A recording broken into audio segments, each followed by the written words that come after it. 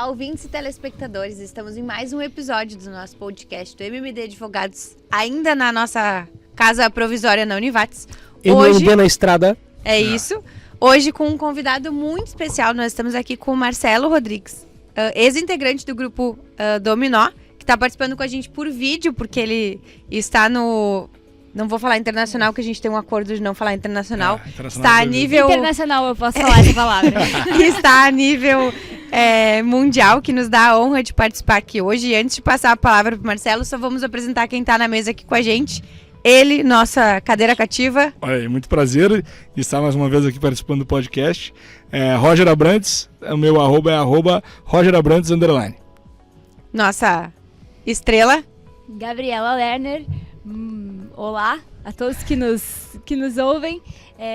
Estou no Instagram, @GabrielaLerner_. E ele, o platinado. Buenas, meus amigos. Tu me encontras no Instagram, no @jaime.dematos. E um agradecimento especial ao Bruno Schneider, o B, que nos coloca em qualidade de áudio, vídeo e som, e que nos proporciona hoje conversar com o Marcelo através do vídeo. Marcelo, muito obrigado por ter aceitado gravar com a gente. É um prazer te ter aqui conosco hoje. Olá, galera. Prazer imenso meu estar falando com vocês aí no Brasil. Realmente uma satisfação muito grande pelo fato de eu sempre ter um carinho gigante pelo povo brasileiro, que foram pessoas que me acompanharam tantos anos na música. Então, assim, são coisas muito gratificantes. E estamos aqui para bater aquele papo gostoso, papo alegre, leve, e fazer as pessoas terem um pouco mais de conhecimento, que eu acho que é o mais importante para hoje, para o mundo. Sem dúvida nenhuma. Marcelo, primeiro eu acho que é importante, onde tu andas, gente? Eu ando, na verdade, eu moro já há 12 anos nos Estados Unidos, mais exatamente na cidade de Orlando. Meu vizinho é o Mickey Mouse, então olha aí, por aqui que eu tô. Bem de vizinho, a barbaridade, né, tia? Bem de vizinho. Pois é, não posso reclamar do vizinho, o vizinho tá bom. Tia, Marcelo, a gente quer explorar a tua trajetória, primeiro enquanto pessoa pública, posterior no teu contexto de empresário, né? Que é cliente nosso do escritório.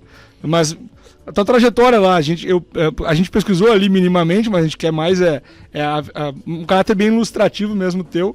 Começaste lá com 8 anos, pelo que eu vi, foi isso? Isso, na verdade, vou fazer um brief rapidinho para vocês da minha história. Eu começo com 8 anos de idade. Na verdade, a história começa através da minha mãe. Minha mãe tinha um salão de beleza na nossa casa. Minha mãe, uma pessoa simples, ela era cabeleireira, meu pai era taxista. E meu pai tinha feito um salão de beleza para minha mãe na época, na nossa própria casa. E aí um dia chegou uma amiga da minha mãe e fala para minha mãe assim, olha, nossa, o teu filho é muito bonito, você deveria levar teu filho a fazer comercial de televisão. Naquela época, agora não sou mais. Fazer comercial de televisão, aquela coisa toda, porque eu acho que ele poderia ter muita sorte. E minha mãe um dia me pegou e me levou numa agência de publicidade em São Paulo, que era a Pretty Promoções, na época de São Caetano, e me inscreveu lá. A gente pegou um trem para chegar lá, uma viagem para chegar. Chegamos, eu fiz a inscrição, bom, e desde então eu fiquei ali. Comecei a fazer alguns testes, algumas coisas assim. E aí eu me lembro o dia que a moça da agência ligou e falou, olha, vai ter um teste de um grupo, então eu queria que você viesse fazer esse teste, tal. Antes desse teste, na época no Brasil, tinha muito Caso Verdade da Globo, né? Fazia muito Caso Verdade na época. E eu fiz algumas participações nos Casos Verdades da Globo. E aí, nesse dia, a moça chamou eu na agência, eu peguei o trem e tal. Eu me lembro que eu vou esquecer da minha vida que eu fui com uma calça verde-limão. Naquela época era na moda, as calças verde-limão, aquela coisa toda. Isso. Até esqueci o nome da marca. Que ano era isso, Marcelo? Isso, 1984 para 85. E eu acho importante a gente fazer um adendo aqui de que nessa época, antes da internet, muito antes, né? Tudo era muito mais difícil. Saber onde estava indo, encontrar informação, saber se era confiável ou não, tudo. A informação ela era muito menos dissipada. Então, imagina, com uma criança de 8 anos e com o transporte dificultado, então tudo isso, para quem nos escuta hoje, tudo isso era algo muito mais complexo. Não, você toca num ponto muito importante, que é exatamente essa questão do acesso à informação, né? Sim. Hoje é muito fácil ter acesso à informação. Hoje você não... Bom, a gente está aqui, estou nos Estados Unidos, vocês estão no Brasil e a gente está conversando. Acesso à informação muito rápida. Isso no anos 85, anos 80 não existia, não tinha a menor condição. Não tínhamos nem e-mail naquela época. Naquela época era tudo muito precário comparado no dia de hoje, entendeu? E aí, por exemplo, era por telefone. Você tocou um assunto bem legal, porque eu me lembro que eu ficava perto do telefone em casa para ver se o telefone tocava, para ver se a pessoa da agência estava ligando, sabe? Te ligou, tal, tem que ir agora. Então, assim, era realmente muito diferente de hoje em dia. Mas aí, voltando ao assunto, eu peguei na época, estava com uma calça verde de limão, coloquei uma camisa de Iron Maiden, na época, que era camisa de roqueiro. Eu, na época, tinha cabelo. Então, já foi tudo embora o cabelo. Eu tinha um cabelo tigela, redondo. E eu fui assim pro teste. Chegando lá, nesse teste, quem estava lá? O saudoso Gugu. Era a pessoa que estava fazendo o teste, com mais um rapaz. Nunca vou esquecer, ele estava no Monza branco naquela época. Na época tinha Monza, naquela época. Acho que da minha idade vai lembrar do Monza. Que carrão! Só que quando eu cheguei lá, para fazer o teste, assim, sem sombra de dúvida, tinha mais ou menos uns 300 meninos. Nossa. Pelo menos. Eu olhei, eu já cheguei dizendo, tô fora. Eu já cheguei falando, eu não vou pegar esse teste, vai ser muito difícil, tem muita gente, né? Então, isso é uma coisa muito importante, nunca subestime, né? Porque eu já cheguei com aquela impressão de tipo, olha, eu acho que eu não vou pegar, porque tanta gente vai ser muito difícil. Então, você nunca se subestime, porque você nunca sabe o que Deus pode preparar para você. E eu tava mesmo pensando agora, assim, que na época a gente pensava que era muito difícil, que tinha muitas inscrições, enfim, mas hoje em dia isso tá mais fácil ainda se inscrever, então ainda mais gente ainda inscrita. Mais gente ainda, né? Verdade. Se naquela época tinha 300, hoje teria 2.000. Mais ou menos. Mais ou menos assim, entendeu? Com certeza a situação de acesso hoje é muito melhor do que lá atrás. Tudo era muito mais complicado de fazer, né? Hoje nós temos Uber, naquela época só tinha ônibus e trem, e olha lá ainda. E olha lá ainda. Então, foi mais ou menos, essa foi a minha trajetória. E aí, bom, eu cheguei lá, fiz o teste com o Gugu na época, estava lá no momento, e eu fiquei lá, ele estava mandando entrar sempre 4 meninos juntos na época, né? Que entrava 4, saía 4, entrava 4, saía 4. Até que quando chegou a minha hora, entrou 4 e saiu 3. Eu fiquei por um momento. Fiquei ali pelo menos, acho que uns 30 minutos ali, ele só colocando 3, e eu fiquei parado ali. Até que chegou uma hora e falou, tá bom, beleza, obrigado, pode ir. E eu fui embora. Mas eu fui embora totalmente desencanado, totalmente sem imaginar que pudesse vir algo a acontecer para mim no futuro. Então, acho que talvez isso foi uma coisa boa também para mim. Eu não criei, como é que se diz? Expectativa? Expectativa, em português é a palavra expectativa, né? Eu não criei essa situação de querer, será que eu vou conseguir? Eu deixei rolar. Porque eu acho que a vida é muito importante você deixar o tempo acontecer nas coisas, entendeu? Muitas vezes as pessoas, eu vejo muitas pessoas muito ansiosas, uma ansiedade muito forte, né? Todo mundo muito ansioso no sentido de tipo, nossa, precisa ser para amanhã o negócio. Eu acho que não, tem que ser mais leve, eu acho que tem que deixar rolar. Tem que acontecer o processo. Tem que acontecer o processo. Você deixando rolar, a energia desse processo te capta, entendeu? Exatamente. Te busca novamente. E não agora, se você fica naquela ansiedade, é ruim. E não acontecendo uma coisa, vai acontecer outra, né? A vida não é uma coisa só, exato. Pode acontecer coisas até melhores. Verdade. Então...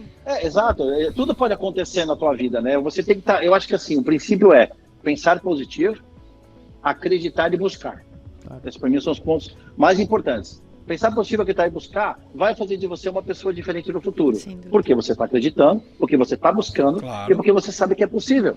Ponto. Então, acho que isso é extremamente importante hoje, e principalmente no mundo atual hoje, porque eu percebo também que mesmo chegou a tecnologia, mas ao mesmo tempo as pessoas se acomodaram muito com a tecnologia. Óbvio. Então, muita gente, eu sempre uso uma frase, que eu escutei isso numa igreja que eu estava com a minha mãe na época, e o rapaz o pastor chegou para o rapaz e falou, filho, eu vou dar uma grande aprovação para você, as portas vão se abrir para você, será grande, será maravilhoso, tudo dará certo para você, né?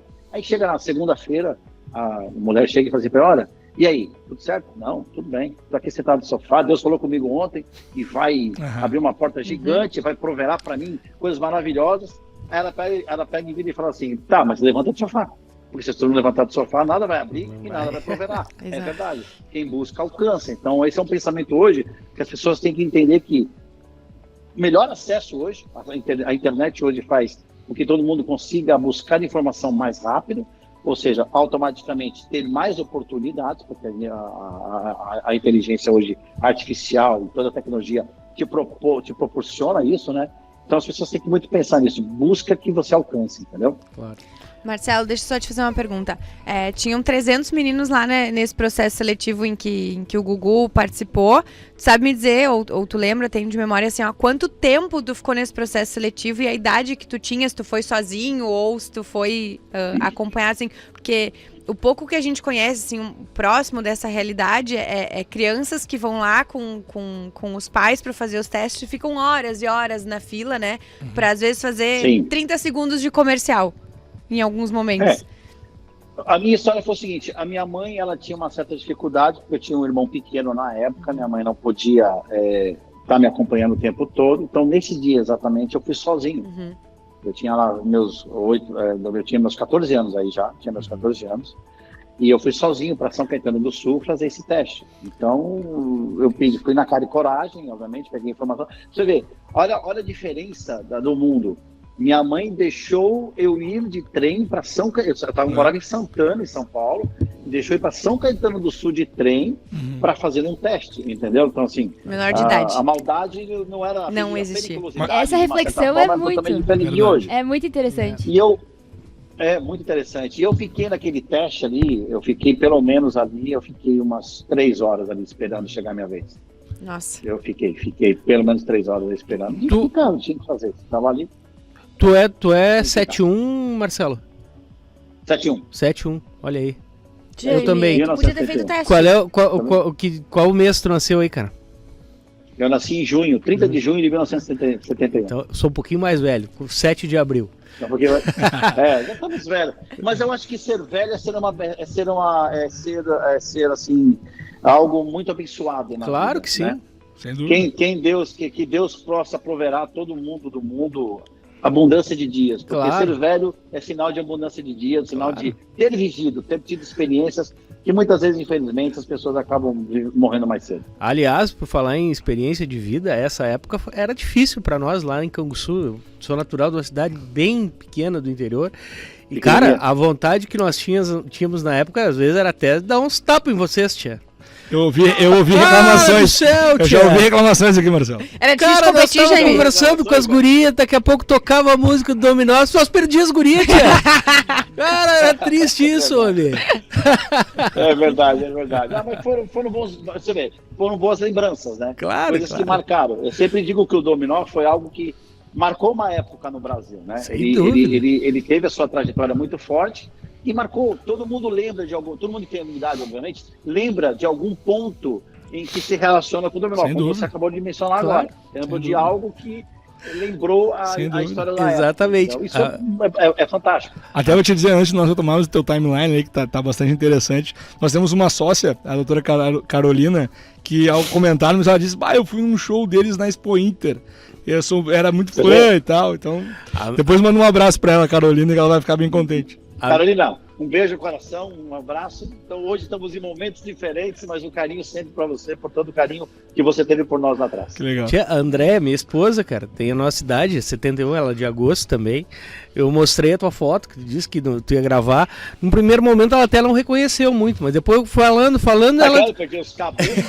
Aí quando eu mostrei a foto, o Dominó, eu gostava, não sei o que, mas também, cara... Não adianta, cara. Vocês fizeram história... Muito sucesso, fizeram história de uma geração, cara. Isso é muito legal. Uma ideia, eu ouvi uma coisa do próprio Gugu, que ele chegou ao momento da vida dele, estava no começo, na época, o Gugu, né? Ele estava no começo e ele lançou o Dominó. Ele chegou naquela época a ganhar mais dinheiro com o Dominó do que com o próprio programa que ele fazia no SBT. Pra você ter uma ideia da projeção que ele conseguiu fazer. Magnitude. Que legal, cara. No momento que tu ficaste lá os 30 minutos lá e depois foi mandado embora, demorou quanto tempo a ligação lá pra tocar pra dizer que tu tinha sido escolhido? Enfim, como é que foi? Demorou pelo menos umas 2, 3 semanas pelo menos. Bárbaro. Eu lembro que demorou um tempo e eu ficava agoniado para ver o telefone tocar. Porque naquela época era o telefone tocar em casa. Claro, Eu ficava ali agoniado. Nunca mais fez nada, ficou só em casa esperando o telefone tocar. Porque naquela época, se perdesse uma ligação... Acabou? Não, você não sabia quem ligou. Claro. Meu Deus, quem foi que ligou? Eu não sabia. E naquela época eu ia para a escola a pé, né? Naquela época eu andava mais ou menos... Acho que eu andava 1 quilômetro por dia para ir, 1 quilômetro para voltar da escola. Barbaridade. Tu me comentaste uma vez... Mas assim, eu acho que muito bom. Tu me comentaste uma vez que, posterior a ter sido escolhido, adentrar, vocês estavam indo para algum lugar com o Gugu e parou numa sinaleira e ele... Então... Conta o episódio que eu achei isso, eu lembro bem. É bem bacana, que é o seguinte... Depois que passou toda a fase, né? Passou a fase de escolha, depois fazer o teste de voz. Bom, enfim, no final ele conseguiu... Tanto que o Dominó inicialmente tinha um outro rapaz que ia entrar, ele acabou não entrando, que ele não passou no teste de voz, e depois entrou o Nil, que foi com esse que o Gugu pegou ele pela Rádio América na época, enfim. E aí estávamos todos juntos, o Gugu tinha uma Mercedes branca nessa época, e ele botou a gente no carro, e tem um farol em São Paulo, que é a Avenida Brasil com a Rebouças, né? Uma esquina. Tem um McDonald's bem grande, tá lá. E eu me lembro que naquele dia eu estava sentado no vidro, ele para no farol e sempre vinha as pessoas vender as coisas, sabe? Vender as coisas do carro, porque isso é normal no Brasil. Veio uma menina, vendeu um negócio para ele, não me lembro o que ele estava vendendo, mas ela veio ao vidro. Ele olhou para a menina, abaixou o vidro e falou para a menina: você conhece esses meninos? Aí a menina olhou assim para trás, eu estava no vidro, assim, na porta, ela olhou e falou assim: não conheço. Aí eu falei assim: mas amanhã você vai conhecer todos eles. E aí foi quando ele fez o grande lançamento. O lançamento do Gugu foi tão inteligente que nós estávamos em São Paulo. O que ele fez? Ele fez nós irmos para o Campo de Marte, pegar um helicóptero e descer no Shopping Morumbi de helicóptero. Caramba! Sensacional. Como chegada do Dominó em São Paulo, entendeu? Uhum. Essa foi a maior estratégia de marketing dele. E a segunda maior estratégia dele com a gravadora foi de lançar consecutivamente todos os videoclipes na época no Fantástico. Os 7 primeiros videoclipes todos foram no Fantástico. Uhum. Então foi a projeção que ele precisa. Ele deu tiro de bazuca, né? Foi o que ele fez. Sim. Muito inteligente. Falando de videoclipe, falamos de uma época que videoclipe era sensacional, assim. Marcelo, Videoclipe era da Fantástico. Eu sou de uma geração mais nova, a gente acaba não pegando o Dominó, conhece a história, porque, enfim... A história. Tenho o irmão mais velho que acabavam vendo os programas e assistindo, e a gente acaba conhecendo por conta da história mesmo. Mas MTV é uma emissora que se consolidou por videoclipe, né? Viemos dos anos 80 até os anos 2000 ali, em que videoclipe era uma coisa muito importante. Era importante ter a imagem vinculada com a música, e o que hoje a gente vê, trazendo para a realidade do mundo hoje, das dancinhas do TikTok que essa geração mais nova tem feito. Antigamente era o máximo ver o videoclipe e aprender alguma coisa que tinham feito ali no videoclipe e querer replicar. Verdade. Pra família, enfim. Exatamente. Você falou assim, MTV naquela época comandava o mundo fonográfico da história, entendeu? Todo lançamento de qualquer clipe tinha que estar na MTV. MTV tinha um preço assim extremamente competitivo no mercado, ela era top no mercado na época, e realmente as pessoas todas queriam ver a MTV para ver os clipes que estavam associados aos artistas da época. Bem lembrado isso. Marcelo, quantos anos de Grupo Dominó? Eu fiquei no Dominó em torno de 10 anos, 11 anos. Que legal. Nesse período teve uma mudança ali de composição, né? Porque foi assim, o Dominó, os seus 6 primeiros anos, praticamente, a formação inicial. Uhum. Aí, passado, depois de 6 anos, começou a trocar os personagens do Dominó. Uhum. E tanto é que, no meio do caminho, no final, que o Afonso sai, entra o Rodrigo Faro. Uhum. O Rodrigo Faro canta comigo, nós ficamos 3 anos juntos. Uhum. Eu, o Rodrigo Faro na época, o Ítalo na época, e mais um menino que eu não lembro o nome, mas eu sei que estava lá. Uhum. Então, assim, nós ficamos 3 anos ali. Eu, Rodrigo Faro, então a gente ficou ainda com o Dominó e tal. É natural do processo. Uhum. Natural do processo no Brasil. Diferente do processo americano, tá? O processo americano, muitos artistas se perpetuam na época, no passar do tempo. Mas por que eles se perpetuam? Porque eles dão muito valor à música, eles dão muito valor, eles são muito mais... Se você pegar hoje, você vai ouvir Air Supply hoje como se você estivesse ouvindo há 30 anos atrás, entendeu? Você vai ouvir hoje Bon Jovi como se você estivesse ouvindo há 30 anos atrás, entendeu? Você vai ouvir Aerosmith como se você estivesse ouvindo há 30 anos atrás, e assim vai. Então é um processo americano bacana, porque ele fortalece e ele deixa sempre vivo uma história que foi verdadeira, né? O Brasil não, o Brasil ao contrário, o Brasil ele gasta, né? Tipo, usa, depois descarta. Tipo, bom, já acabou, agora vamos pro próximo. E assim foi inúmeros grupos no Brasil. E como é que foi o processo... Mas os que marcam. Claro. E como é que foi o processo de desligamento, Marcelo? Vou sair do Dominó. Cara, eu acho que o processo de desligamento, ele foi, por exemplo, vou falar da minha parte, isso, da minha pessoa. Claro. O processo de desligamento, para mim, ele veio num tempo onde novas coisas estavam surgindo, tá? Onde eu comecei a ter a comparatividade daquilo que era melhor ou daquilo que não seria melhor mais para mim, entendeu? Exato. E uma coisa que me chamou muita atenção, aí vai vir de encontro com o nosso final de história aqui, eu estava extremamente cansado da vida. Eu estava extremamente exausto da vida, porque embora pareça... perdão, desculpa o meu português. Mesmo que ainda pareça algo super prendente, super... Enfim, todas as pessoas almejam ser artistas, mas é uma vida extremamente cansativa. Eu não ficava em casa, pra você ter uma ideia, eu tinha saudades dos dias simples. Da Páscoa eu tinha saudade do Dia das Mães, eu tinha saudade do Dia dos Pais, porque eu não vivia esses dias, entendeu? Eu sempre estava, de alguma forma, muito louca, viajando. Pra você ter uma ideia, eu fui para o Rio de Janeiro 3 vezes num dia, pra você ter uma ideia. Meu Deus. Você vê como que era loucura o negócio. 3 vezes num dia. É possível? Sim, é possível. Com um avião, sim, claro.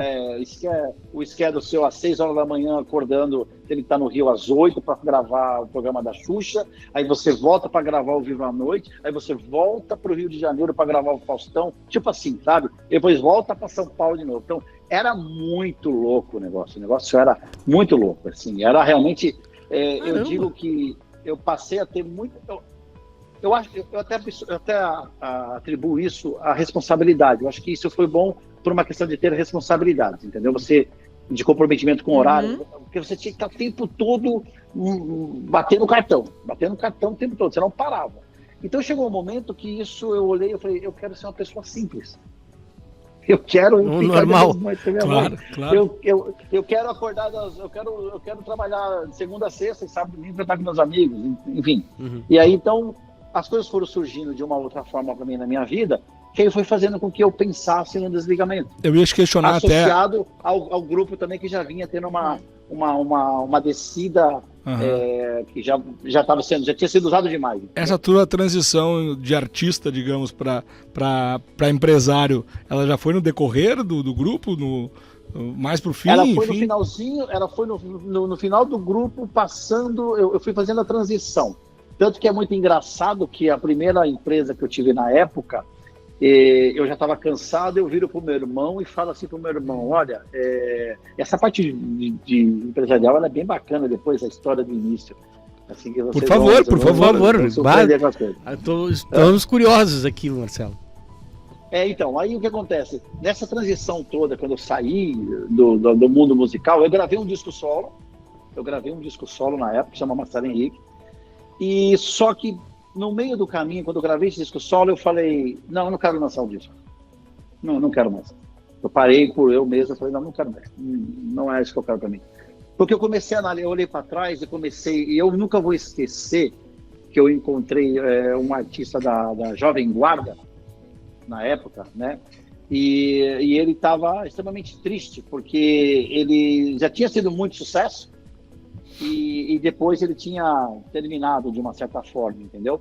Então, assim, eu percebia que aquilo ele tinha uma herança dentro dele que era apenas um passado, entendeu? Ele não vivia mais o presente. Isso criou um certo psicológico para ele. E aí você vem muito de encontro, você consegue ver isso, eu sempre falo isso para todo mundo, o asilo dos artistas, tem todas essas coisas no Brasil, assim, hoje. Me perdoe às vezes no meu português, às vezes pelo fato de eu estar muito tempo já mas eu erro um pouco. Fica tranquilo do meu português. E aí o que acontece? E aí as pessoas, eu comecei a perceber que existia síndrome do artista, né? Aquela coisa que você viveu bastante tempo, não tem mais, mas você acha que ainda tem, entendeu? E eu olhava aquilo e falei, não quero isso para mim, eu quero fazer diferente. Aí o que eu pensei? Eu pensei da mesma forma que você pensa, e todo mundo tem que pensar como um negócio, como um relacionamento pessoal, tá? Tudo tem início, meio e fim. Tem que se terminar. Você não pode ficar revivendo o que você viveu. Você viveu, ótimo, show de bola. Carrega essa experiência e vai para a próxima. E tenta ser melhor na próxima, entendeu? Tenta fazer, com aquele conhecimento que você obteve, fazer algo melhor para frente. Porque eu acho que a melhor coisa do mundo é servir o próximo. Na minha visão, a melhor coisa do mundo é servir o próximo. Não importa a forma que você vai servir o próximo. Acho que é importante você ter isso na sua mente e no teu coração. Porque servir o próximo é algo muito satisfatório para você fazer. Então, eu vivi o mundo artístico, de uma certa forma, indiretamente, eu sempre servi alguém, né?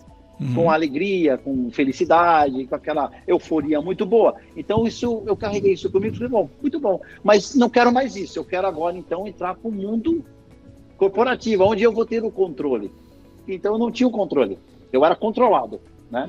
Porque eu queria passar a ter o meu próprio controle em fazer as coisas. E aí no finalzinho da minha carreira, eu cancelei de lançar o disco. Tem o disco ele pronto, inclusive. Eu não vou mais lançar esse disco, vou montar um negócio para eu trabalhar. Aí foi que eu comecei, aí que começa a minha história no mundo empresarial. E foi já no contexto de transportes ou qual era? Então naquela época eu fiz uma música massa, sem compromisso, tinha o cabelo bem comprido. E aí eu comecei a entrar para o mundo corporativo. E aí a primeira coisa que foi a seguinte. Eu tinha uma namorada na época, que o pai dela... eu abri um escritório na Faria Lima, né? Abri o escritório na Faria Lima e falei, bom, vamos ver o que eu começo. Contratei uma secretária. Falei, seja o que Deus quiser, não sei o que vai acontecer. Eu não sabia nada. Eu só sabia cantar na época. Falei, eu não sei o que eu vou fazer, mas vamos embora. Já que eu tinha decidido por essa coisa de tipo, eu preciso fazer algo diferente, não quero mais a música, vamos embora. Eu me lembro que meu irmão, na época, trabalhava numa empresa. Posso falar uma coisa aqui? Claro, não tem problema nenhum. Ele trabalhava numa empresa que chamava Grupo Imagem na época, né? Era um grupo muito forte, que ele... Acho que alguns de vocês vão lembrar. Eles vendiam, por exemplo, as facas Guinzo, claro. meias Vivarina que não rasga. Sim. Uma meia que você passava, você podia passar a faca que não rasgava a meia. Lembro, e eles eram muito fortes, O meu irmão, na época, trabalhava nessa empresa. E aí eu peguei, montei o escritório, cheguei meu irmão, falei, bom, o que eu vou fazer? Não sei o que eu vou fazer, porque agora eu não sei e tal. O meu irmão fala para mim, olha, aqui na empresa que eu trabalho, aqui no Grupo Imagem, tem um serviço de entrega de malotes, troca de malotes, entre Alphaville e São Paulo. Aí eu falei, tá, mas com o que eu tenho que falar então? Porque eu não faço ideia. Ele falou, você poderia pegar o carro aí, você vai lá, entrega o malote, volta, né? Eu falei, o que eu faço? Tem que falar com o Antônio. Guardem esse nome, Antônio, que depois no final vocês vão entender tudo. Eu falei com o Antônio, o Antônio é o cara que manda aqui. Ele contrata, a empresa tinha tipo 400 funcionários na Paraíba. Eu falei, bom, tá bom, vou tentar falar com o Antônio. Beleza. Então, passou uns dias, meu irmão conseguiu marcar lá comigo com o Antônio. Eu cheguei pro Antônio e falei assim, olha, o meu irmão falou que você tem uma lota tal, ele, para mim, totalmente prepotente, falou, olha só, teu irmão me falou assim, tá? Mas eu não sei se eu quero te ajudar. Porque eu tenho um certo medo, porque você, no caso, você não sabe fazer nada. Eu falei assim, eu não sei, mas eu posso aprender. Então, se você me der as coordenadas, de repente eu consigo fazer. Eu só queria que você fizesse uma coisa, me desse a oportunidade de poder começar em alguma coisa que eu preciso, humildemente, falei super humildemente, falei, se puder me ajudar, eu acho que se puder me ajudar, eu te agradeço e tal. Aí eu vou pensar, não sei o que, eu falo, eu te ligo depois para te dizer se eu consigo fazer. Bom, vou embora. Aí meu irmão me ligou, como é que foi? Eu falei, foi meio estúpido, né? Mas tudo bem, vamos ver, seja o que Deus quiser, vamos esperar. Nesse meio do caminho, eu tinha o pai dessa menina que eu namorava na época, eles eram dono da importadora Polaris no Brasil, de jet ski, essas coisas, porque ela tinha sido campeã brasileira, enfim, whatever. E ele chegou e me falou assim, Marcelo, eu preciso que você compre um jet ski. Eu falei, oi? Eu, jet ski? Eu falei, não, na verdade você vai comprar, mas você não vai comprar. Eu falei, tá, o que tem que fazer? Vamos comigo no banco. Na época existia um banco chamado Banco Bandeirantes, que fica em frente ao Shopping Iguatemi, em São Paulo, na Faria Lima. Vamos lá que eu preciso trocar uma duplicata e eu vou usar o teu nome dizendo que você está comprando jet ski. Aí eu falei, tá bom, então vamos lá, tudo certo. Oh, mas olha, eu vou te dizer uma coisa, que Deus escreve certo por linhas tortas. E vocês não vão acreditar no finalzinho dessa história. Aí eu peguei e falei assim, tá bom, vamos lá. Sentei lá na cadeira do gerente, você gosta de jet ski? Eu falei, gosta. Você vai usar final de semana? Eu falei, vou usar final de semana, tô precisando passear um pouco, refrescar. Aí o cara lembrou, cara, do mundo artístico. Eu vivi muito mundo artístico, agora eu quero só curtir o mar. Eu quero só curtir o mar, eu quero ver o mar, eu quero andar com o mar, eu quero ter a liberdade. Tá bom, então eu vou fazer pra você. Barbaridade. Esse inteirinho eu conversando com ele, eu ia dizer assim, deixa eu te fazer uma pergunta. Vocês têm entrega de malotes aqui? Né? Aí ele falou, que tipo de malote? Malote de documentos, alguma coisa assim parecida e tal. Ele falou, tenho. Eu falei, quem que é a pessoa responsável? Aí a Rosa fica no segundo andar, mas é praticamente impossível, porque é a central do banco que contrata, não sei o quê. Frase minha para ele. Bom, pode ser difícil, impossível não, mas talvez seja difícil. Posso falar com ela? Ele falou, pode. Então, quando você faz os papéis, eu vou subir lá para falar com ela. Pois fui lá falar com a tal da Rose, o nome dela era Rose. Cheguei para a Rose, meu nome é Marcelo, tal, não sei o quê. Eu, para mim, também outra extremamente arrogante no meu ponto de vista da época. Legal, você faz. Bom, desculpa, querido, mas eu não vou utilizar teus serviços. Não vou, porque a central que contrata não sou eu, então. Mas eu te agradeço, tá, pelo seu tempo, agradeço por você ter me apresentado e tal. Fica uma próxima oportunidade. Tá bom, obrigado. E vida que segue, vamos embora. Vamos tocar na época.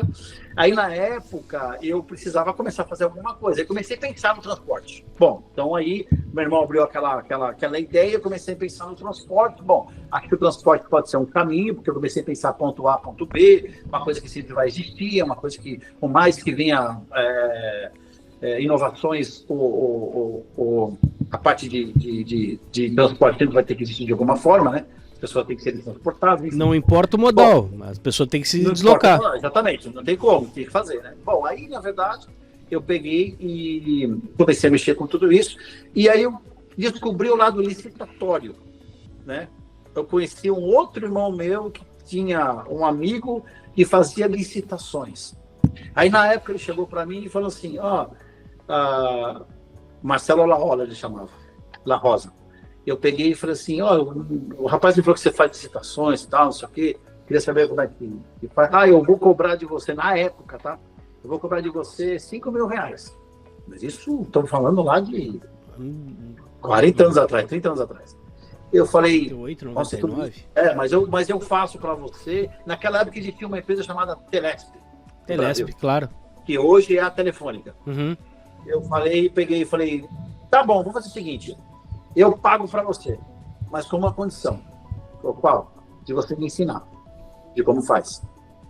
Se você me ensinar como que faz todo o processo, aí eu pago para você. Bom, beleza. Paguei para ele, começamos a fazer, pum! Ganhei meu primeiro contrato público na época. Que legal, cara. O primeiro contrato de 2 carros. 2 carros para ficar à disposição da Telesp na época, no bairro da Lapa, em São Paulo, para entrega de encomendas. Bom, beleza. Aí comecei a fazer alguma coisa, aprendi a licitação, mas demorei um tempo. A licitação não é uma coisa tão fácil que você aprende da noite pro dia. Você leva um tempinho para aprender, né? Pô, beleza. E tudo eu fazendo, tá? Vocês entenderem que tudo eu estava fazendo isso. Sim. Porque eu aprendi na vida que para eu poder mandar, eu preciso saber. Entendeu? Para eu poder. Tu viu só? Se eu não fizer, eu não consigo mandar a pessoa fazer. Claro, perfeito. Porque eu não tenho a experiência, tá bom? Então aí eu pensei, eu preciso aprender. Vambora, Isso é sensacional. Aí no meio desse caminho, quem me liga? Me liga o Antônio, lá do Grupo Imagem. Uhum. Aquele Antônio. Olha, eu tive um problema aqui, então eu acho que eu vou aceitar você fazer para mim uma lote da Faria Lima para a Alphaville. Mas eu já estou te dizendo, se tiver algum problema, eu te corto no outro dia. Eu falei, eu te agradeço. Me dá só uma oportunidade. Só quero a oportunidade para você falar, me dar. Beleza. Me deu o malote para começar a fazer. Era uma vez por dia, 4h30 da tarde, tinha que pegar na Faria Lima e entregar. Tinha que pegar a Alphaville e trazer na Faria Lima. E eu fui muito engraçado que a primeira vez que eu fui buscar o malote, quando eu cheguei lá, lembro do cabelo que eu te falei, tá? Uhum. A menina que entregava o malote olhou para mim e falou: Marcelo? Sou eu. Eu falei: o que você está fazendo aqui? Eu falei: filha, relaxa, eu só vim pegar o malote. Eu falei: eu só vim pegar o malote, tá tudo certo. Beijo no coração, te amo, autógrafo, tá tudo certo, vambora. E peguei o malote e fui embora. Aí eu comecei, só que, de novo, eu queria aprender, porque eu não tinha como não fazer, contratar alguém para fazer, então eu não aprendesse. Uhum. Beleza. Fiz esse serviço e tal, aí as coisas foram andando, as coisas foram melhorando, contratei um motorista na época para fazer o malote, tal. Aí vamos lá, voltamos lá para Rose, do Banco Bandeirantes, né? Uhum. Que também foi uma pessoa. Passado um dia, estava chovendo, esse dia nunca vou esquecer na minha vida, estava chovendo, eram 6h45 da tarde, toca o meu telefone, eu estava com uma jaqueta de couro preta, uma calça amarela e uma camisa branca, eu estava indo embora para minha casa. Tocou o telefone, era a Rose do Banco Bandeirantes. Marcelo, tudo bem? Olha, desculpa te incomodar, mas é que eu acabei perdendo o carro da central com os malotes e eu precisava levar para a central dos malotes. Se você pudesse me ajudar com isso, eu falei: Jesus Maria, e agora? Eu falei: tá, vou eu. Óbvio, né? Tô indo lá. Tá bom.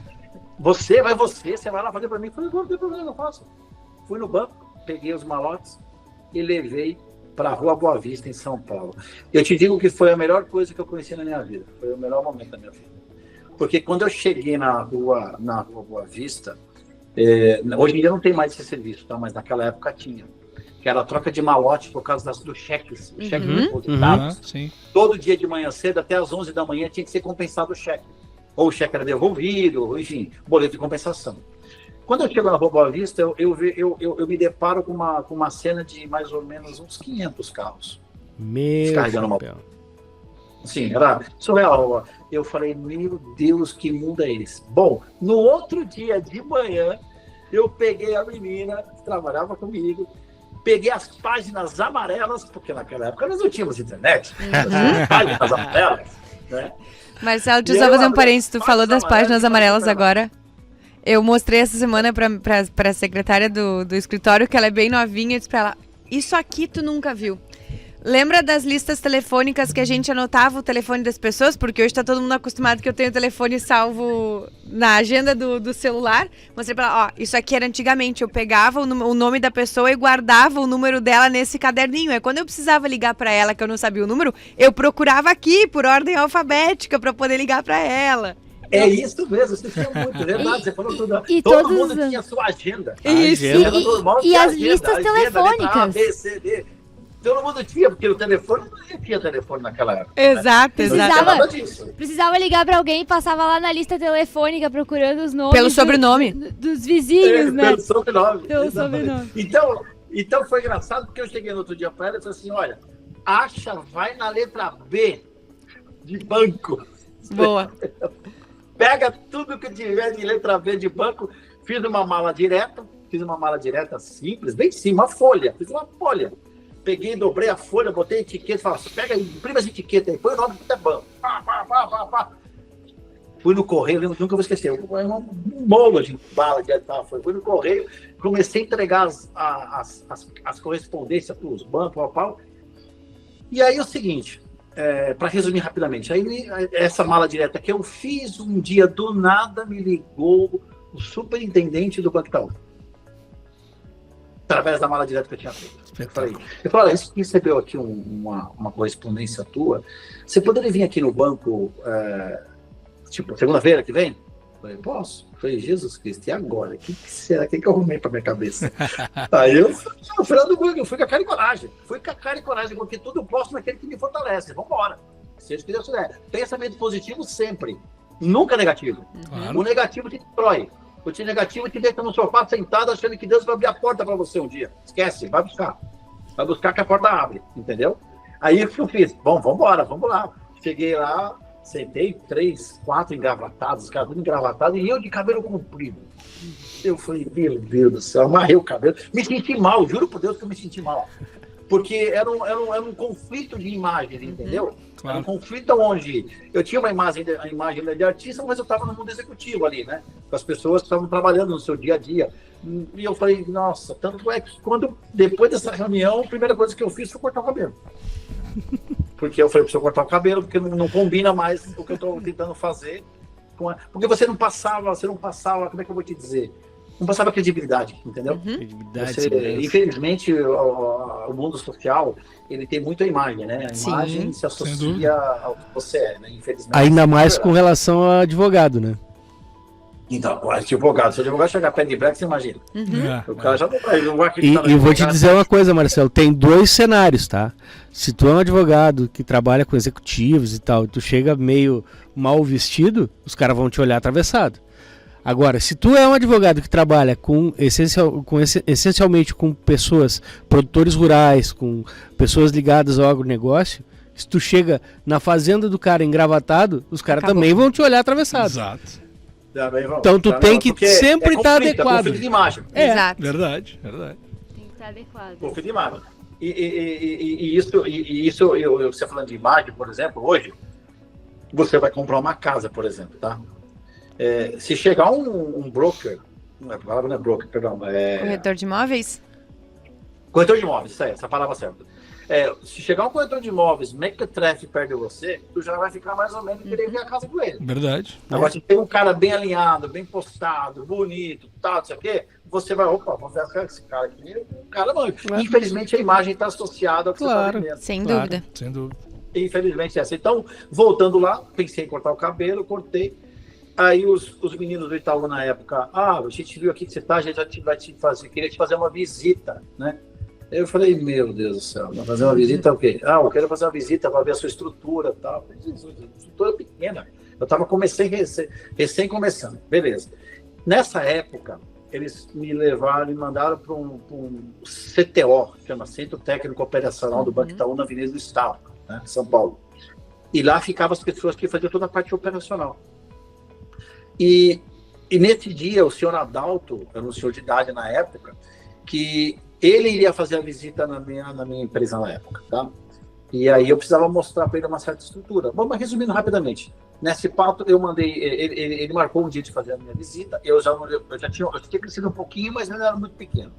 Eu tinha aqueles 2 carros da Telesp que eu tinha pego, eu tinha mais o carro que eu estava fazendo do malote. Eu já tinha pego um galpãozinho nessa época, e aí eu criei o galpãozinho, eu montei tudo ali no galpão para fingir que era meu carro reserva, que era para eles me visitarem. Bom, vieram 3 engravatados me visitar do Banco Itaú na empresa. Eu me senti extremamente pequeno naquele momento, perante eles, mas eu falei, Deus, em tuas mãos eu coloco, se tiver que ser, será. O Senhor prepare para mim a melhor coisa. E nesse momento, a coisa que você tem mais, nesse momento, o que você mais tem que ser é humilde. Você tem que ser um cara muito humilde, muito sincero, né? Para você ter porque as pessoas já estão acostumadas com pessoas maiores. Você chega ali, está tentando uma oportunidade. Se você não tentar aquela oportunidade de uma forma um pouco mais simples, você tentar se aparecer mais do que você não é, você acaba perdendo alguma coisa. E nesse momento, eu estou começando, tem aqui, tal. O próprio seu Adalto falou assim, olha, você é pequeno. Você é pequeno. Para nós, você é pequeno. Não tem como fazer. Mas a gente vai voltar a conversar. Bom, eu percebi que eles não tinham gostado do que eles tinham visto. Tá? Mas, ao mesmo tempo, o seu Adalto, eu percebi que ele não tinha gostado do que tinha visto, mas ele tinha visto uma oportunidade. Ele tinha visto a oportunidade de, na minha pessoa, talvez desenvolver um outro fornecedor para competir com o cartel que eles tinham. Eles tinham um cartel ali fechado. E eles precisavam de alguém que talvez eles pudessem ter mais confiança e desenvolver. Bom, eu acho que eu fui essa pessoa, tá? Nesse momento. Então, a reunião, a visita, não foi das piores. Ela foi ruim por um lado, mas eu acho que ela foi boa por outro. Que criou ali na cabeça dele uma oportunidade de não sei o quê. O que ele começou a fazer comigo? Ele pediu para fazer uma cotação comigo. Na época existia um banco chamado Banco Francês e Brasileiro. Banco Francês e Brasileiro foi comprado pelo Itaú, que hoje é o Personalité Itaú. Eu trabalhei para o Banco Fazendeiro Brasileiro. Me mandaram uma cotação, Daniel Fiore me mandou uma cotação para eu fazer, fiz a cotação, tudo bonitinho, mandei para ele e tal. Sexta-feira, 6 horas da tarde, me ligou o Daniel Fiore. Olha, Marcelo, a gente recebeu a tua proposta aqui, eu tenho 2 coisas para te falar. Você foi aprovado no preço, mas a gente precisa conversar com você. Você pode vir aqui segunda-feira, porque tem algumas restrições. Meu Deus do céu. Vou. Passei o final de semana horrível, né? Aquela coisa, aquela agonia. Meu Deus, que os caras comigo. Sabe? Bom, fui lá na segunda-feira, de volta lá. Ó, você passou, o teu preço tá bom, só que você é pequeno, a gente quer te fazer uma proposta. Eu falei, tá bom, qual que é a proposta? A gente quer te dar o contrato do Banco Francês e Brasileiro de 5 carros, só que a gente vai te dar ele por 90 dias. Se em 90 dias você conseguir operar as operações, você vai fazer parte do conglomerado Itaú e vai poder fornecer para o Itaú mais serviços. Eu olhei para ele, vou te falar exatamente a frase que eu olhei para ele. Eu falei assim para ele, eu falei assim, tá bom. Você tem um bolo, é muito bom. Você está me dando uma fatia para eu comer. E se eu souber comer ela, eu posso comer outra fatia. Na verdade, eu vou comer o bolo inteiro. Mas eu vou aceitar a sua fatia agora. E sair para a terra. Quem disse que eu tinha os carros? Eu não tinha os carros. Vamos fazer acontecer. Eu não tinha os carros para fazer o transporte. Não tinha como. Enquanto eu fazia, comecei a puxar com A, com B, com C. Como é que eu vou para fazer o carro? Bom, resumindo, só para a gente acabar essa história. Dos 5 carros do Itaú, de 90 dias do Itaú, eu pulei para 400 carros no conglomerado. Uau. Bárbaro. Ponto. Essa foi a minha história. Aí eu começo na parte jurídica. Marcelo, sabe essa que... parte do Itaú eu me transformo numa empresa de transporte de valores na época. Sabe que aqui no podcast a gente grava alguns podcasts no mesmo dia. O Dr. Jean até revelou isso agora há pouco, no episódio anterior. E a gente estava falando sobre esse contrato de entre namoro. aspas, né? Contrato de namoro, né? Porque a relação cliente-advogado permeia uma confiança, obviamente, né? É uma linha tênue ali de confiança, né? Mútua, né? Então, eventualmente, a gente se depara com esse contrato de namoro, que a partir, como tu disseste, acho que o teu exemplo é maravilhoso. A gente ganha uma fatia, aproveita muito bem essa fatia, visando o bolo como um todo, né? Mas vai ao encontro dessa tua história, acho que bem pontual. Que no contrato de namoro acaba virando casamento. Exato. E o bolo daqui a pouco pode até ser o bolo do casamento. É verdade. Não, então, mas se você for olhar a lógica do que eu te contei, ela serve em todos os sentidos da vida. Perfeito. Claro. Ela serve em todos os sentidos da sua vida. É no relacionamento entre duas pessoas, nos negócios, nas oportunidades que as coisas acontecem, no relacionamento teu com a tua casa, que hoje você tem uma casa, amanhã você pode ter outra casa, mas tudo tem um certo desejo e um certo poder de você querer adquirir tudo aquilo que você quer, mas nem sempre pode ser tudo da primeira vez. Nunca sempre é ganância, entendeu? Claro. Sempre venha com o tempo as coisas. Então, e as coisas vão acontecendo. Por isso que eu falei desde o início do nosso podcast, eu acho que o tempo fazem todas as coisas acontecerem, entendeu? Sem dúvida. Então, resumindo aí, para a gente fechar esse assunto, eu saí dos 5 carros ali, simplesmente ali naquele momento, para 400 carros no conglomerado e me tornei uma transportadora de valores depois e fui comprado pela Prosegur. Marcelo fala de... Prosegur... Fui comprado pela Prosegur e isso começou eu sozinho. A Prosegur... E aí vocês lembram do Antônio? Sim. Sim. O Antônio? Pois bem, o Antônio me deu o malote, certo? Pois é, ele se tornou meu funcionário. Que legal, cara. Parabéns. A frase... eu cheguei até 400 motoristas, eu precisava de alguém para gerar, e na época ele foi petulante comigo, mas eu vi que ele era um bom administrador na época, entendeu? Claro, um bom gestor. Eu trouxe ele para minha operação, falei, eu quero te contratar. E ele ficou comigo por 6 anos. Sensacional. Marcelo no início... O mundo é muito doido. Marcelo, no início da história dele, fala sobre a questão da oportunidade, né? Eu só preciso de uma oportunidade para fazer acontecer.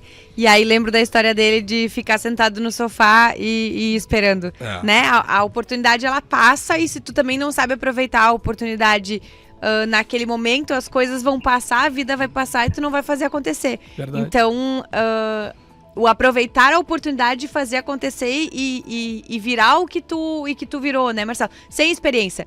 De ter a humildade de sentar na cadeira do aprendizado e dizer, tchê, cara, agora eu quero aprender e vambora, porque eu quero fazer isso aqui acontecer. Exatamente. Eu quero falar para você assim, as pessoas confundem muito, por exemplo, isso tudo vem muito de encontro com a tua fé, com a palavra de Deus. Cada um tem uma religião, tá? Cada um tem uma religião. Aí eu não tô aqui para dizer a religião A ou B ou C. Todas as religiões, na minha visão, são iguais, todas pregam a mesma coisa de forma diferente, tá? Então, assim, o Deus, ele é muito claro que ele fala que a partir do momento que você acreditar e desejar, já te darei. Ele já fala isso é bíblico, entendeu? A partir do momento que você já tem esse seu pensamento, eu já vou te dar ponto. Agora, cabe a você buscar. Cabe a você buscar através da palavra, tem muita força, então você profetiza. Profetizando, você vai fazer com que as coisas... Essa energia, sabe? A energia vai vir, tá puxando. É como se você estivesse jogando valazinha da pesca, entendeu? E você fala, quero pegar um peixe ou quero pegar um cardume? Não, eu vou pegar um cardume. Mas se tu tem uma varinha, não importa, eu não sei como, eu vou pegar. E assim você tem que pensar, porque as demais coisas vão acrescentarem, assim, então assim, busca e encontrarás. Então, isso eu digo para vocês na palavra da fé, mas porque ela tem muito a ver com a vida normal, entendeu? Com a vida de buscar cliente. Por exemplo, o cara tem uma empresa, tem que buscar cliente, ele tem que buscar. Claro. O cliente não vai bater na porta dele e vai falar. Aí ele tem que usar das artimanhas artísticas, né? De montar um cenário, de criar a situação, de vender aquela coisa que...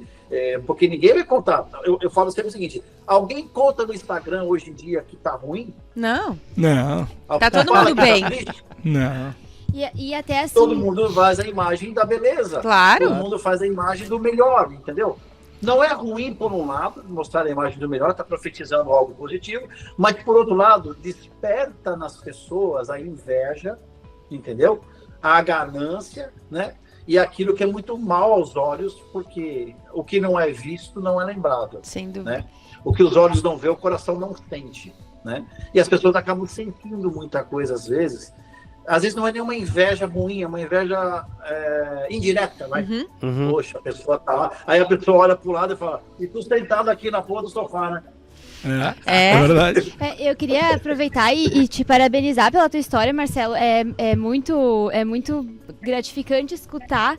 E obrigado. Com certeza é um exemplo, essa transição de carreira que tu fez de uma forma tão humilde, porque acho que até é uma coisa que muitas pessoas têm uma dificuldade, às vezes, né, de trabalhar nessa transição de carreira e ter a humildade de começar algo do zero. E que, ok, eu tive muito sucesso em uma área e agora eu vou começar em outra. E nessa outra eu não é do zero mesmo, então é muito bacana escutar a tua história. Então, e até pegando esse gancho teu, eu queria até falar para todo mundo que está nos vendo agora, e de uma forma geral, que se Deus quiser a gente vai proliferar esse vídeo com muita gente, você não deixe o seu coração achar que você não é nada. Você sempre será muito grande, desde que você queira fazer isso. Não é porque você viveu uma história ruim que a segunda história não pode ser boa. Tá? Então você tem sempre que pensar que eu vivi um ciclo, esse ciclo terminou, eu preciso começar um novo ciclo. Então, levanta, força, tenha vontade, tenha dedicação, que o novo ciclo vai se começar. Ou um emprego diferente, ou um namorado diferente, uma namorada diferente, uma história diferente. Mas ela vai começar promissora. E você tem que fazer com que ela dê certo, porque ela vai dar certo, entendeu? Porque você não carregue que o passado foi ruim, porque ele foi ruim, essa experiência vai te acarretar na próxima. Não. Viva sempre na mudança do ciclo. Viva uma nova história. E entenda que você terminou uma história, mas vai começar uma outra. Isso é muito importante para as pessoas saberem.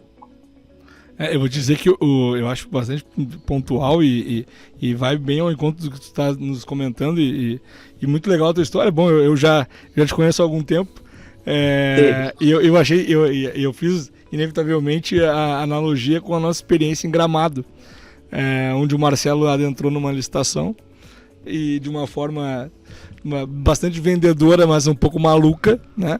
Quis assumir uma operação de limpeza urbana sem estrutura alguma. E o que ele me disse? E deu muito certo.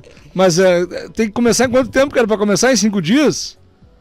Então, o Roger tocando nesse assunto de Gramado, tá? Rapidamente. Não tinha caminhão, não tinha funcionário, não tinha nada. Vamos fazer Assumiu. Eu não tinha nada para operação. Eu estava nos Estados Unidos, e eu não tinha nada. Não tinha nada para operação, nada. Eu tinha eu e minha vontade, eu e minha força de fazer.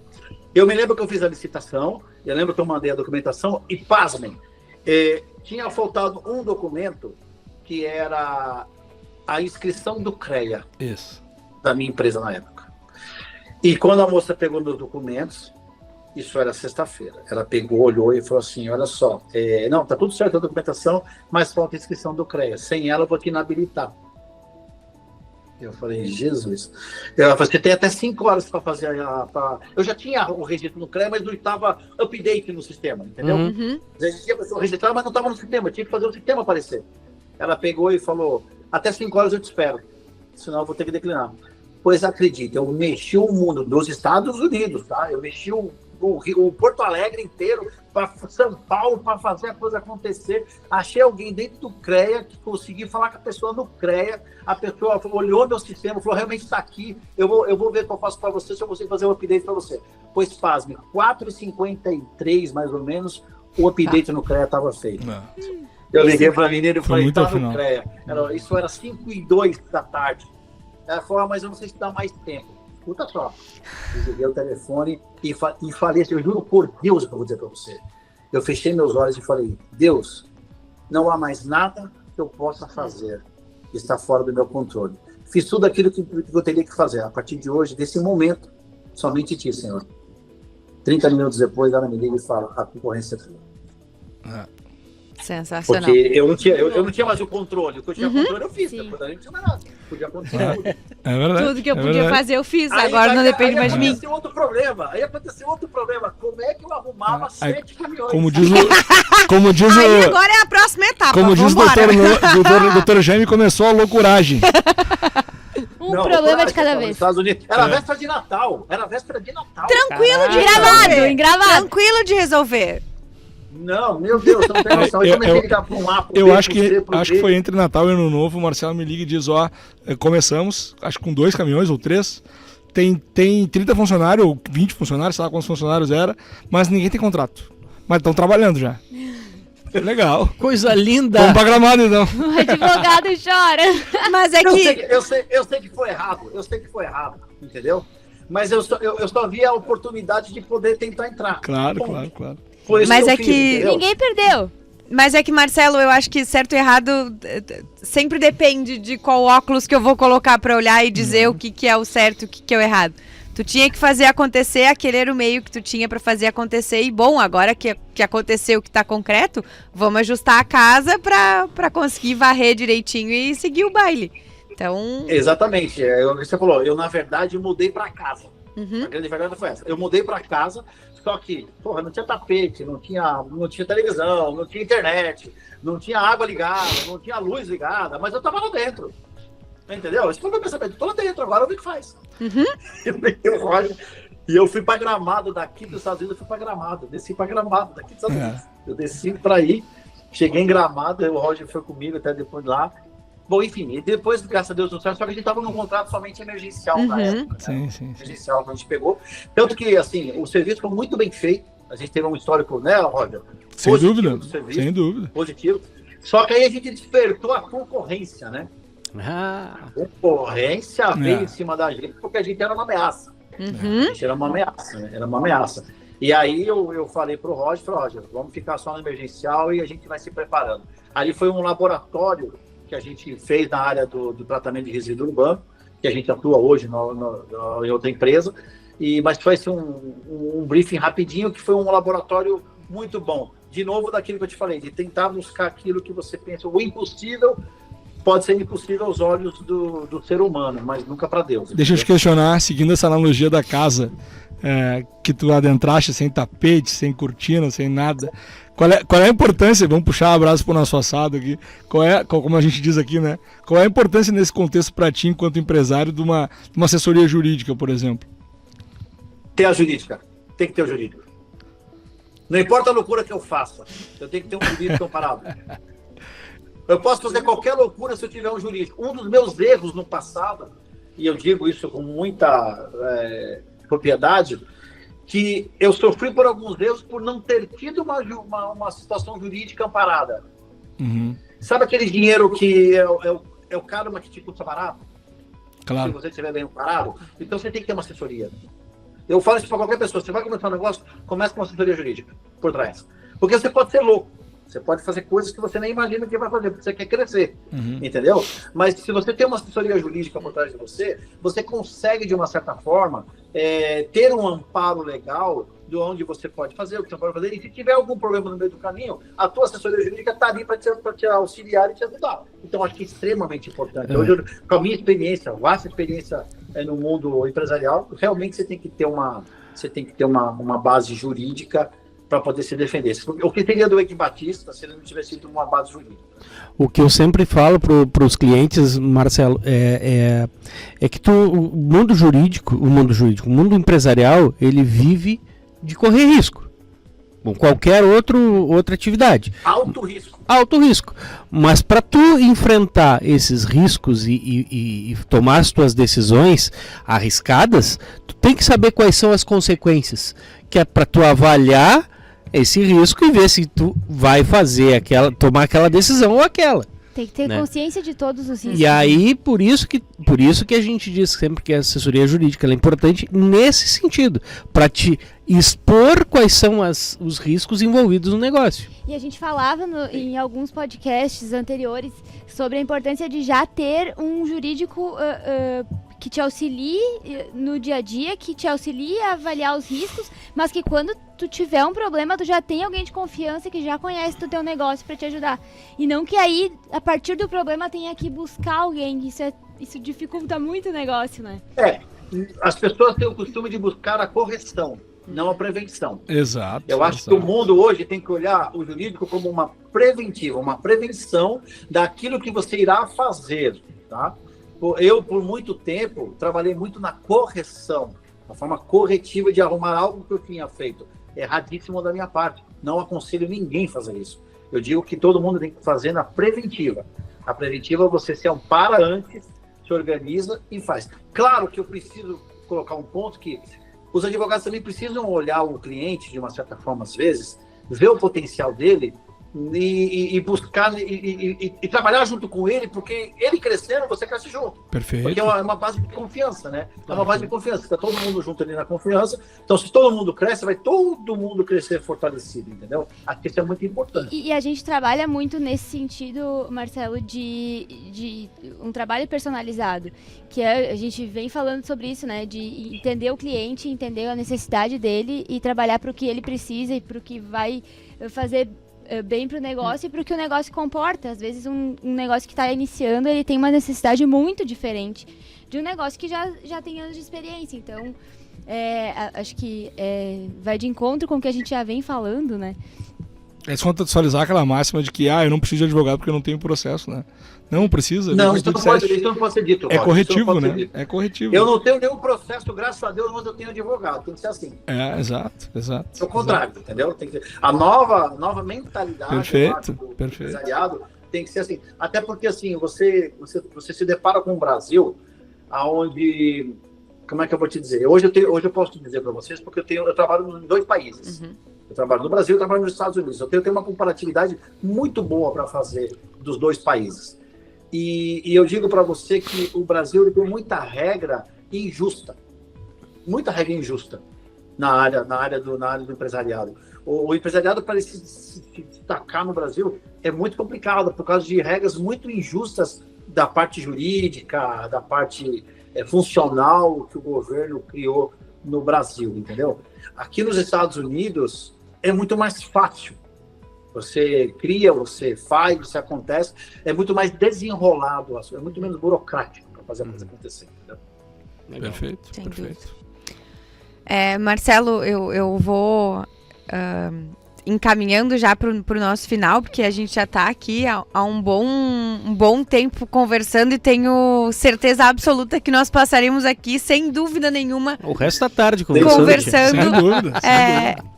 Eu quero principalmente te agradecer falando um pouco de como foi a experiência pra mim, porque eu sou mais nova, eu não pego esse teu sucesso da parte artística, mas te ouvir falar é muito engrandecedor e aprendemos muito contigo por toda essa tua trajetória, pelas conquistas que tu fez ao longo da vida, e que pra mim tem algo que tu falou ali, que sem dúvida talvez seja a melhor qualidade do ser humano, que é a questão da humildade.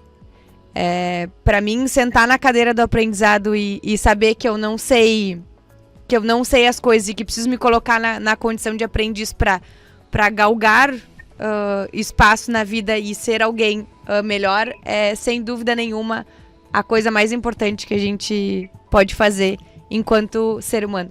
Então, muito obrigado por ter aceitado participar com a gente aqui, mesmo que a distância, e graças a Deus a tecnologia nos permite isso hoje, né? E falamos muito sobre isso no episódio, né? Sobre essa mudança que a gente vê na sociedade, nas tecnologias, que da lista telefônica hoje nos permite fazer uma chamada de vídeo e estarmos aqui presente hoje. Então, muito obrigado, Marcelo. Queria falar, Gabi? Não. Da minha parte, eu queria te agradecer também, Marcelo, e externar que muitas das tuas falas são muito parecidas com as minhas. Muita coisa. E parece que às vezes eu não estou sozinho. Quando me chamam de louco, né? Então parece que eu não estou sozinho. E isso para mim é bom. E quando me chamam, quando faço muito tempo sem me chamar de louco, que tu tá fazendo alguma loucura, que não sei, isso pra mim é um problema. Pra mim é um problema. Eu gosto. Não tá dentro da normalidade. E muito obrigado, cara. Foi uma grande lição. E vou me intrometer? Sem dúvida nenhuma. Mas aqui no nosso podcast, Marcelo, a gente sempre pede uma dica cultural, uma dica de viagem, e aproveitando que tu estás aí nos Estados Unidos, mas não vale a Disney, pelo amor de Deus. Não vale o vizinho. Não vale o vizinho. Não. A gente queria uma dica tua, assim, no lugar aí nos Estados Unidos que a gente pudesse ir visitar, e os nossos teleouvintes também, quando forem aos Estados Unidos, pudessem visitar, que seja um lugar legal. Olha, bom, primeiramente eu queria agradecer vocês pelo carinho, mesmo a gente anda à distância, o papo foi legal, foi gostoso. Em breve vou estar no Brasil, de repente a gente faz uma aí presencial. Sem dúvida nenhuma. Vai ser um prazer, cara. Agradeço muito vocês. Tudo que eu coloquei de palavras aqui foram palavras verdadeiras que aconteceram realmente, que a vida me proporcionou a viver. Boas ou ruins, tudo foi experiência. Então, obrigado pelo carinho de vocês, pelo tempo de vocês, por poder estar aqui com vocês. E, claro, quando vim aos Estados Unidos é maravilhoso. Tem muitos lugares bonitos, inclusive Orlando, tirando os parques, tem várias pessoas nunca vão para as praias, por exemplo, do Golfo do México, como Clearwater, Sarasota, Bradenton. São lugares maravilhosos que toda pessoa que vier aos Estados Unidos deveria conhecer o Golfo do México, onde que são praias muito bonitas, mas não podem também deixar de conhecer as montanhas da North Carolina, de Atlanta, que tem, eles agora nessa época do ano tem muitas cabines, né? Que são feitas, essas cabines já no meio da floresta, com jacuzzi de água quente, e assim as pessoas vão desfrutar um lugar maravilhoso, um verde maravilhoso, que é uma natureza plena. Tem lá o risco de ver um urso e tal, mas isso faz parte. Detalhe. São lugares importantes para vocês conhecerem no futuro. E o Grand Canyon na Califórnia, em Las Vegas, que acho que vale muito a pena conhecer, que é bem bonito. Tá legal. Bacana. E doutor Roger, você que brilha. Só te agradecer, Marcelo, só te agradecer pela confiança, esses bons tempos de parceria, né? A gente já formou uma relação de amizade, tá, desse cenário todo de tempo.